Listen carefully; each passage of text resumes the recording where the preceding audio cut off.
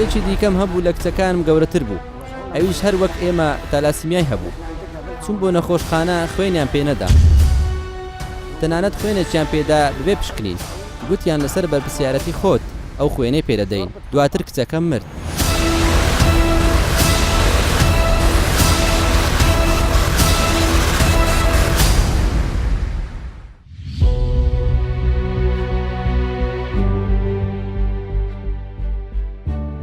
ئێرە کەمپیە ماوەرانن کە لە شاری مووسڵەوە ڕایان کردووە بۆ دۆزینەوەی سەرپەنەیەکی ئارام و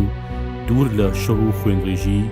دوور لە تەقینەوەی بەردەوام و بۆمبی چێنراو لەم بەرنامەیەدا دەمانەوێت بەشێک لە چیرۆکیەوە هاوڵاتیانە کۆبکەینەوە کە لە ژێر دەسەڵاتی چەکدارانی داعش ژیانیان بەسەر بردووە و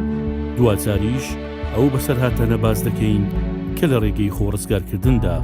بەسەریان هاتووە لە دوایەوەی هێزە سەربازیەکانی عێراق ئۆپراسیۆنی ئازادکردنەوەی مووسڵ و دەوروبەریان دەست پێ کرد بە ماوەی زیاتر لە 6 مانگ توانیان دوای شەڕ و ڕووبەڕووبوونەوەی سەخت تەواوی شارەکە ئازاد بکەن لەم مەیدانە سەختی جەنگدا ئەوەی تێیدا زەرمەند بوو هاوڵاتیانی شارەکە بوو کە لە هەمووڕۆیەکەوە دووچاری دەرهاوێشتە خراپەکانی جەنگ بوون لەم جەنگەدا هیچ گەڕک و کۆڵانێک لە شارەکەدا نابینیت کە زیانی پێنەگەیشت بێت و هیچ خانوویەک بەرچاو ناکەوێت کە دان و ڕەخابێت و نەشێوەندابێت ئەوە جگەلەوەی کە هیچ خێزانێک یاخود خانەوادەیەک نابینیەوە کە زەرەری گیانی نەدابێت و نەبوو بێتە قوربانی جەنگ ئەوان بۆ ماوەی نزیک بە 3 ساڵ ژیانێکی پڕ لە برسێتی و گەمارۆیان بەسەر بردووە لێرە لەم کەمپە کە ژمارەیەکی زۆر ئاواری تێدا دەژیت جۆرەهات چیرۆک و بەسەرهات دەکەوێتە بەرگوێیان کە مرۆڤ دەتاسێنن لە سەرەتادا ئێمە وەختینی بەرنامەی چیرۆکەکانی دوای جەنگ دەچین بۆ ماڵی کەسێکی عەرەبی شاری مووسڵ ئەو چیرۆکی ژیانی خۆیمان بۆ دەژێرنەوە و باس دەساتە وەختی ئازادبوونی دەکات لە چنجی داعش عبرنا من حي العربي وذاك الجانب الأيسر تحرر قبل الأيمن ئێمە لە گەڕەکی حی عەرەبی لە بەری چەپی مووسڵ پەڕینەوە کە پێش بەرەکەی دیکە ئازاد کرابەوە ئەو کات حەدبا و حی عەرەبی و ڕەشیدی ئازاد نەکرابوونەوە ئێمە لە ڕەوشێکی زۆر خراپدا بووین و بێزار ببووین و ویستمان لە بەری ڕاستەوە بپەڕینەوە بۆ بەرەی چەپ ئێمە لە برسێتی و تینوێتی و ڕەوشێکی زۆر خراپدا بووین لەبەرەو مانگێک لە حی عەرەبی ماینەوە لە پاشان خۆمان ڕزگار کرد ڕێگایەک هەبوو لە گەڕەکی حەدبا کە دەگەیشت بە سوپا و لەوێ و ئازاد دەبووین وابوو لە کاژمێر 7 ئێوارە دەرچوین دەیانگوت بە شەقامی کیندی دامەڕۆن لە بەرەوەی شەقامەکە هەمووی بۆ ڕێژکراوە ئێمەش گوێمان لەو قسانە نەگرت و ڕۆیشتین تاوە کاتێ هەستمان کرد کە لیانداین کچێکی 13 ساڵانم لەوێ کوژرا و منداڵەکانی تر و خۆم و خێزانەکەم هەمومان بریندار بووین ئەم منداڵم چۆک و سینگی بریندار بوو کچێکم پارچەی بردمانەکەی بەرسەری کەوت کاتێک کە لێمانیاندا و ئێمەش بریندار بووین چەکدارانی داعش هاتن بۆ لامان کە دانویستممان کوژن گوتیان بەرەو کوێ دەڕۆن منیش گوتم بۆ ماڵی مامم ئەوان نەیان دەیەش خۆمان ڕزگار بکەین و ئازاد بین گوتیان نا ئێوە دەچن بۆ لای کافرەکان و سوپا منیش گوتم نەخێر من دەڕۆم بۆ ماڵی مامم ئەگەر بم گوتوایە دەچم بۆ لای سوپا ئەوە دایان کوشتین من گوتم قەینا لێ گەڕێن با من بمرم بەڵام ئەم منداڵانە کە هەمویان لەسەر جادەکەوتون بە برینداری با بڕۆن بەس سارسەرێکیان لێ بکەن گوتیان نالیان دەگەڕین با لەسەر شەقامەکان بمرن باش بوو کەسێکی مەدەنی هاتە لامان و پیانی گوت من ئەم کەسە دەناسم کە بەلای ماڵی ئێمەدا هاتشۆ دەکات ئەو ناچێت بۆ لای سوپا دەچێت بۆ ماڵی خزمەکانی واتە ئەو درۆی کرد لەگەڵیان تاکو ئێمە ڕزگارمان بێت گوتیان نەخێر یارمەتیان نادێن لیان دەگەڕین تا لە شقامەکەدا دەمرن ئێمە ئەو کات خوێنمان لەبەر دەڕۆیشت باش بوو ئەو کەسە مەدەنی یارمەتی داین و لە ڕێگەی ئەمبولانسەوە ئێمەی برد بۆ نەخۆشخانە پاشەوە ئێمە چوینە نەخۆشخانە دواتر نەشتەرگریان بۆ کردین و دەرچوین لە نەخۆشخانەکە پزیشکەکان گوتیان لێرە بمێننەوە منیش گوتم ناتوانم لێرە بمێنمەوە چونکە سوپا لێرەوە نزیکە دەترسام بکەوینە ژێر بردومان وابوو چوون بۆ ماڵی باوکم و لەوێ ماینەوە تاکو سوپا هات و ئازادی کردین لە مانگی 5 بوو ئازاد کراین و پاشان دەرچوین و هاتین بۆ ئێرە لەو ساتەی کە لێمانیاندا من لە ئەرزەکە کەوتبووم و گوتم ڕان و قاسم پارچەی بەرکەوتووە. پێیانم گوت لێم گەڕێن با من بمرم بەس خێزانەکەم ڕزگار بکەن. هاوسەر و منداڵەکانم و تەنانەت منداڵێکیشم کە تەمەنی 3 ساڵ بوو پارچەیەک بەرسەری کەوتبوو. تاکو ئێستاش لەسەر داماوەتەوە. ئەو کات کوڕەپورێکم لەگەڵمان بوو وەک شارەزا لە ڕێگاکە لەگەڵمان کچەکەم و ئەویش کوژران. کەوتە سەر بۆمبی چێنرا و لە ناوەڕاستەوە بوو بە 2 پارچە. نەمانزانی چی لێ بەسەر هات. لاشەکەی تەواو شێوا بوو. من ئەو کات نەوزانی ئەویش وایلی هاتووە وامزانی ئەو ڕای کردو و خۆی گەیاندۆتە سوپا. دواتر کە لە نەخۆشخانە بووین دایک و باوکی هاتن پرسیاریان لە کوڕەکەیان دەکرد. دواتر لە نزیک شەقامی کیندی نیوەی لاشەکان دۆزیوە و نیوەکەی تریش کەس نازانێت چی بەسەر هات. کچەکەشم زۆر بە خراپی پارچەی بەرکەوت بوو تاکو کاتژمێردەی شەومایەوە و پاشان ئەویش مرد. ڕەوشەکە زۆر ناخۆش بوو. من لەم کاتەدا هەموو ڕۆژەکانم لە ماڵ بەسەر دەبرد. ئەم ڕەوشە خراپەی ژێر دەستی داعش زۆر کاریگەری خراپی لەسەر دەروونمان کردووە. کاتێک براکەم خەبەری پێماندا گوتی سوپا گەیشت بە گەڕەکەکەمان هەڵسامەوە سەر پێیەکانم و بەدەم گریانەوە گوتم تا زووترە خۆمان ڕزگار بکەین و با بڕۆین. یەشێک لە ئەفسەرەکانی سوپا منی دیت بەدەم دارشەقەوە دەستم کردووە بە گریان گوتی مەگری ئێمە بەجێتان ناهێڵین و ڕزگارتان دەکەین. گوتم نەوەک داعشەکان بۆمان دەربچنەوە بمان کوژن تا زۆر ڕزگارمان بکەن. ئەویش گوتی تەنیا خۆتان ڕاگرن گەڕەکەکە کۆنتڕۆڵ دەکەین و پاشان دەتان گوازینەوە. ڕەوشەکە زۆر خراپ ببوو. خەڵکانێک هەبوون لە ئێمەش ماڵوێرانتر و خراپتر. گوڵە تۆپە چیۆرەکانی جەنگ بێ ئەوەی چاو لە ژێر پێیان بکەن لە ناکەودا بە شوێنێکدا دەتەقنەوە. لەم ماڵەدا لە سەرەتای گەمەرۆکانیان لە بەسیەتی و نەهامەتی زۆردا ژیانیان بەسەر بردووە. ئەم خێزانە لەگەڵ باری سەختی ژیانیان خاوەند و کەس بوون کە نەخۆشی تالاسیمیان هەبووە و یەکێک لە کچەکانی بەهۆی نەبوونی چارەسەری پێویست بەهۆی نەخۆشیەکەیەوە گیانە دەست دەدات. لە دواساتەکانی مانەوەیان لە مووسڵی کۆن بەهۆی گول لە هاوەنێکەوە کچەکەی تری بریندار دەبێت و لە بێ چارەسەریدا باوکی خۆی لە ماڵی خۆیان چارەسەری برینەکەی دەکات. ئەم پیاوە باس لە سەرەتای هاتنی داعش بۆ مووسڵ و مامەڵەکردنی چەکداران و شێواسی ژیان لەم شارە بۆ بەرنامەی چیرۆکەکانی دوای جەنگ دەجێڕێتەوە. بال 2014 لە ساڵی 2014 یان پێش ئەو دەما من کاری ئاسنگەریم دەکرد. گەڕەکەکەمان هەمویان دایان ناسیم. پێداویستی لە حیمکردن و کەلوپەلی پێویست و دوکانێکیشم لە گەڕەکەکەمان هەبوو. کاتێک داعش هاتن بۆ مووسڵ ئابلوقەیان داین تەنانەت کاریش ڕاوەستا. هیچ دەرفەتێکی کارکردنمان نەبوو. پارە نەبوو. لە 2000دا ئەو پارەی هەمان بوو تەواو بوو. خواردنەکانمان تەواو بوو. برسێتی ڕوو تێکردین. خواردن نەبوو خواردنەوە نەبوو تەنها ئاوی بیر لە گەڕەکەکەمان هەبوو. دەبوایە بچوو باین بۆ گەڕەکە دوورەکان لەوەیەوە پێداویستەکانمان دەست بکەوێت. بچوو باین لەوەیەوە خواردن و خواردنەوە و عارەبانە بهێنینەوە بۆ ماڵەکانمان. ڕەوشەکە زۆر گرانی بوو. 1 کیلۆ گۆشت گەیشت بووە 40,000 دینار. گرانیەکە بەم شێوازە بوو. کاتێک پارەمان نەما و برسێتی ڕووی تێکردین ئەوە دەستمان بە خواردنی گەنم کرد. ئەوان گەرمیان پێدەداین. ئێمەش گەرمەکانمان دەهاڕی و دەمان کرد بە ئارد و دەمان خوارد. هەموو ڕۆژێک هەر کەسێک 1 قاپ شۆربای گەرمی پێدەدرا. چایە نەبوو، شەکر نەبوو. ئەم ڕەوشە ناخۆشەمان بەسەر برد بەلای زۆری بۆ ماوەی 4 مانگ. کچێکی دیکەم هەبوو لە کچەکانم گەورەتر بوو. ئەویش هەر وەک ئێمە تالاسیمیای هەبوو. چون بۆ نەخۆشخانە خوێنیان پێ نەدا. تەنانەت خوێنێکیان پێدا ببێ پشکنین. گوتیان لەسەر بەرپرسیارەتی خۆت ئەو خوێنەی پێدەدەین. دواتر کچەکەم مرد. لە گەڕەکی زەنجیر شاردمەوە. ئەوەشیان نەخۆش کەوتبوو چۆکەکانی کاریان نەدەکرد. ڕۆژێکیان لەگەڵ جیرانێکمان ڕاوەستا بووین قسەمان دەکرد. هاونێک بەسەرمان هاتە خوارەوە بۆ ناو ماڵەکەم. دینگەیەک هەبوو لە حەوشەکەمان. کاتێک کە هاونەکە بەر ماڵەکەمان کەوت ئەوە دینگەکە دار و خاو تێکشکا. ئەو کچەم کە لە حەوشەکەمان کاری دەکرد ئەو لەو کاتە کاری دەکرد و هاونەکە بە دینگەکەمان کەوت. پارچەی هاون و دینگە و کەلوپەلەکان بەر کچەکەم کەوت. صارت غربان الشظايا طلعت من الثلاجة على ظهرها. أنا كنت قاعدة عند أخبز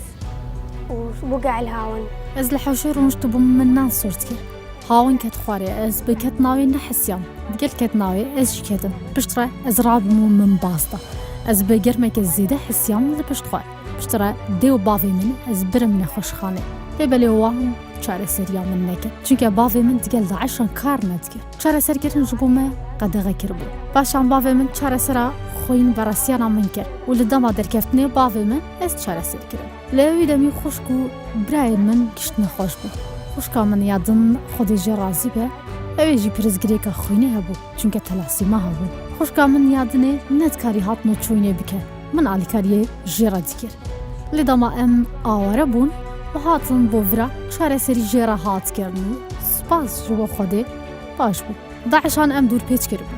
me nedkarî xwarizgar bikin paşan bi rêyekê me baz da em qurtsal bûn xelkê Mosulê ew ên Daeş bi serê me înayê dîtine em nikarin ji bîra bikin Daişan em pir êşandin حاصرونا بهم ولا ما قدرنا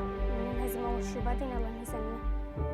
فسبحان الله لما طلعوا وصارت الازمه مال 50 عائله سپاس بۆ خوددا لەو کاتێ دەرچوین و ڕووداوی 50 خێزانەکە کە هەمویان لەلایەن داعشەوە کوژران ڕوویدا ئەوان چەچیان پێبوو 13 داعشیان کوشت بوو کە دەست بەسەر کران هەمویان کوژران و منیش لەگەڵ چەند کەسێکی دیکە بەیەکەوە ویسمان خۆمان ڕزگار بکەین یەکێک لەو کەسانەی لەگەڵ ئێمە بوو چەچی پێبوو لە ڕێگادا داعشێک بانجی کردین و گوتی وەرن بۆ کوێ دەڕۆن ئەویش گوتی ئێمە دەبێت چی بکەین هەموو کاتێک وا هەست دەکەین بمرین داعشەکەش گوتی وا دیارە دەتانەوێت بچن بۆ ژێر دەستی کافرەکان ئەویش گوتی ناحاجی ئێمە وا ناکەین وەرە نزیکتر تا بزانیت ئێمە چیمان دەوێت ئەویش لەگەڵ نزیک بوونەوەی چەکدارەکە دەستڕێژی گولەی لەسەر داعشەکە کرد و لە شوێنی خۆی کوشتی کە ئەو دەستڕێژی کرد ئێمە کەوتینە ژێر دەستڕێژێکی زۆر لە بەرامبەرمان سوپا لە دەوروبەریشمان داعش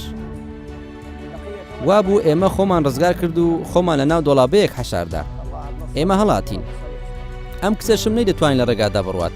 ئەو کاتا کاژمێر 7.5 ئێوارە بوو مانجیش لە ئەسمانەوە بوو شوێنەکە ڕووناک بوو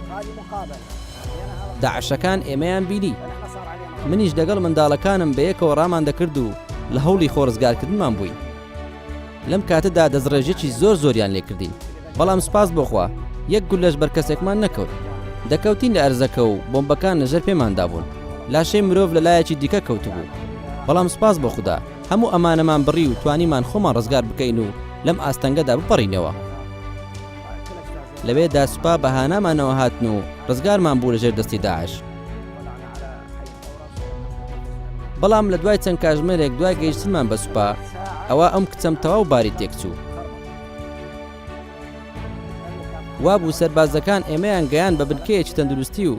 کاتێک پزیشکەکە بینی ئێمەی نات بۆ نەخۆشخانە لەم ساتەدا نە من دەمزانی خێزان و منداڵەکانم لەکوێن نە ئەوانیش ژمارەی تەلەفۆن و مۆبایلمان نەبوو چونکە داعشەکان بە هەموو شەوەیەک نەیان دەهێش مۆبایل و پەیوەندیمان هەبێت ئەوەی مۆبایل بەکاربهێنێت ئەوە لە سێدارە دەدرێت دوای 3 ڕۆژ لەمانەوەم لە نەخۆشخانە و دابڕانم لە خێزانەکەم دواتر ڕۆیشتم بۆ ماڵی کچەکەم لە گەڕەکی حەیزوڕا کە چوون بۆ ئەوەیە بینی منداڵەکانم لەوێدان و بە یەکتری شاد بووینەوە لەوێ داهستم کرد کە ژیان سەختە و نەمدەتوانی خان و بەکرێ بگرم بۆیە بڕیارمدا بێم بۆ ئەم کەمپا تاوەکو لێرەدا ژیان بەسەر ببەم سوپاس بۆخوا لێرە ژیان خۆشە و دەتوانین بە ئاسوودەیی و لە ئارامیدا بخەوین و سوپاس بۆخوا ڕۆژەکە باشە هەموو ئەمانەش لە سەرەتادا دەگەڕێتەوە بۆ خوددا و پاشان بۆ سایە سەری بەڕێز مەسعود بارزانی و حکوومەتی هەرێمی کوردستان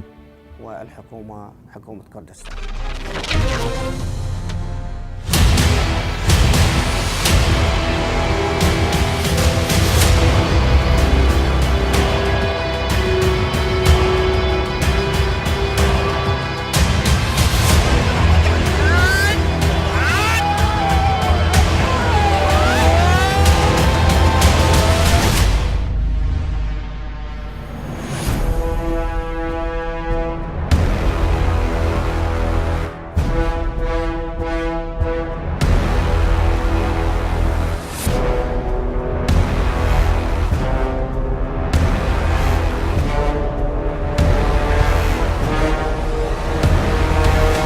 کەسێکی دیکەم هەبوو لە کچەکانم گەورەتر بوو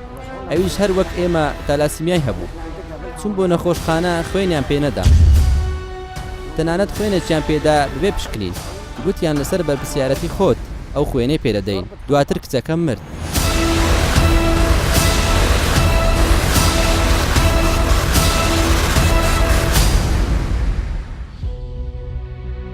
لەناو کۆڵانەکانی کەمپەکەدا دەگەڕین و بەرەو ماڵی کەسیشی دیکەدا دەچین کاویش لە دوای ئەوەی لە ڕەوشێکی زۆر سەختدا بووە و لەم ماوەیە کە لە ژێر دەسەڵاتی داعشدا ژیانی بەسەر بردووە چیرۆک و بەسەرهاتەکانی خۆیمان بۆ دەجێڕێتەوە و ئەو باز لەوە دەکات هەر لە دەستپێشی جەنگ ئەو لەگەڵ تەواوی منداڵەکانی شەوان و زۆربەی کاتەکان لە ژێر پێیژەی ماڵەکەیان ژیانیان بەسەر بردووە. ئێمە خەڵکی زومارین لە کاتی خۆیدا ئێمە لە ئارامی و خۆشییا دەژیاین چونکە پێشمەرگە پارێزگاری لێکردین لە ساڵانی پێش 2014ەوە ناوچەکەمان زۆر لە ئارامیدا بوو بازاڕ و کارەبا و خزمەتگوزاریەکانمان زۆر باش بوون ئەوانەی هەموو لەو کاتەی کە پێشمەرگە لە ناوچەکەماندا بوون لە ساڵانی 2003 تاوەکو مانگی هەشتی 2014 زۆر ئاسوودە بووین لە کاتێکدا کە داعش هات بۆ ناوچەکەمان خەڵکانێک هەبوون ماڵەکانیان بەجێهێشت و ئاوارە بوون و خەڵکانێکی ژمانەوە ئێمە کەماینەوە خاوەن زەوی و ماڵ و حاڵێکی زۆر بووین بۆیە گوتمان ناکرێ ناوچەکانمان کە باب و باپیرانمان تێیدا ژیاون بەجێیان بێڵین ئەو کات کوشت و کوشتاری لەلایەن داعشەکانەوە نەبوو لە سەرەتای هاتنیان کوشتاریان نەدەکرد خەڵکانێک هەبوون بۆ نزیک بەنداوەکەڵ هاتن و خەڵکانێکیش بۆ موسڵ و لە دوایشدا گەڕانەوە ئاسایی بووە و کات بتوانیت بڕۆیت و بیت داعش توانی دەست بەسەر ناوچەکەدا بگرێت و تێیدا خۆی جێگیر بکات لە دوای 2 مانگ پێشمەرگە دووبارە ناوچەکانمانیان ئازاد کردەوە کاتێک کە شەڕ لە نێوان پێشمەرگە و داعش ڕوویدا ئێمە گوتمان کوشتاری زۆر دەبێت ئێمە ئەو کات لە بەرامبەر سەلامەتی منداڵ و خێزانەکانمان ناچار بووی ناوچەکەمان جێبێڵین ئێمە نەمان دەویست ماڵ و زەویەکانمان جێبێڵین چونکە خاکی خۆمان خۆش دەویست و نەمان دەویست بەجێبێڵین بەڵام بۆ سەلامەتی خێزان و مناڵەکانمان ناچار بووین دەڤەرەکەمان چۆڵ بکەین ڕۆشتین بۆ مووسڵ چونکە ماڵی خزم و کەسەکانمان زۆربیان لە مووسڵدا بوون گوتمان هەردە ڕۆژێک لەوانەیە ناوچەکەمان ئازاد بکرێتەوە و پاشان دەگەڕێینەوە بۆ شوێنەکانمان بەڵام لە ئەنجامدا کارەکە درێژەی خایاند کاتێک زومار ئازاد کرایەوە چاوەڕوانمان کرد کە تا ماوەیەک ڕەوشەکە ئاسایی ببێتەوە بەڵام نەمانتوانی بگەڕێینەوە و بە ناچاری لە مووسڵماینەوە و لەوێدا ژیانمان بەسەر برد من لەبارەی خۆمەوە ئێمە لە یەک ژووردا دەژیاین من و خێزانەکەم و 8 منداڵم ئێمە 10 کەس بووین ئێمە زۆربەی کاتەکان لە ژێر پەیژەی ماڵەکەماندا دەنیشتین هەموو شەوانێک بەردومانەکان بە توندی دەکران ئەو کات لە گەڕێکی حیتەنەک بووین لە مانگی 4 هەمومان لە ژێر پەیژەکان دەخەوتین منداڵەکان وەک تابوت لە دوای یەک درێژ دەبوون کە گوێمان لە هەر تەقەیەک یان بردومانێک دەبوو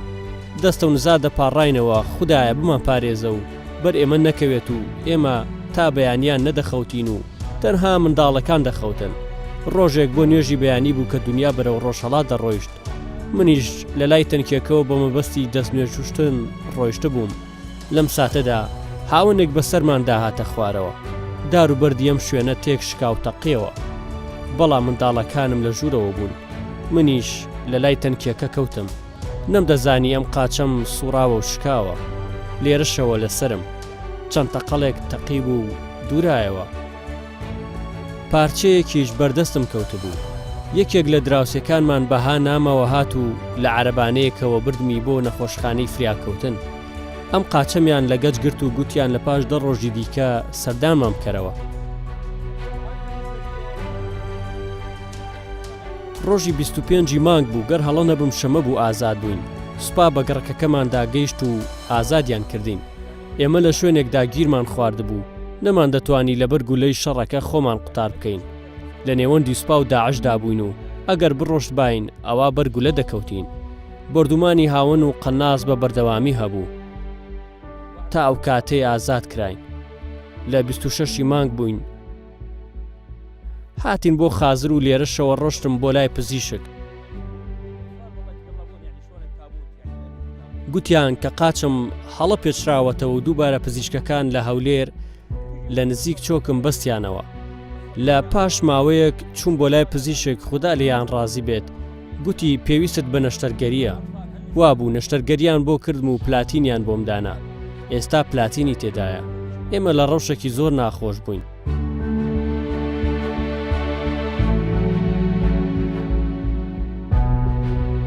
لە شەودا هەڵهاتین بەژێر دیوارەکاندا هەڵهاتین و نزیکەی 5 کاتژمێرمان پێچوو کە تاوکو خۆمان ڕزگار بکەین زۆر مەترسیدار بوو. لە سەرەتای هاتنی داعش بۆ مووسڵ سوپای عراقی کە هەرچیان پاراستنی شارەکە بوو بەهۆی شکانیانەوە بە هەزاران سەرباز لە شارەکە هەڵاتن و تەواوی ئەم کەلوپەلە سەربازیانی پێیان بوو لە شارەکەدا جێیان هێشت و شارەکەیان بە نزیک لە 2 ملیۆن هاوڵاتیەوە بۆ داعش و حکمی چەکدارانی بەجێهێشت. لە دوای 3 ساڵ لە داگیرکردنی شارەکە لە مانجیلەی ساڵی 2016 ئۆپراسیۆنی یاسادکردنەوەی مووسڵ لەلایەن هێزی پێشمەرگەی کوردستانەوە دەستی پێکرد و تەواوی هێڵەکانی بەرگری داعش تێکشکێنران و بەشێکی زۆری ناوچە کوردستانیەکانی ئەم دەڤەرە ئازادکرانەوە و لە دوای ئەوانیشەوە پرۆسەی ئازادکردنەوەی شاری مووسڵ دەستی پێکرد.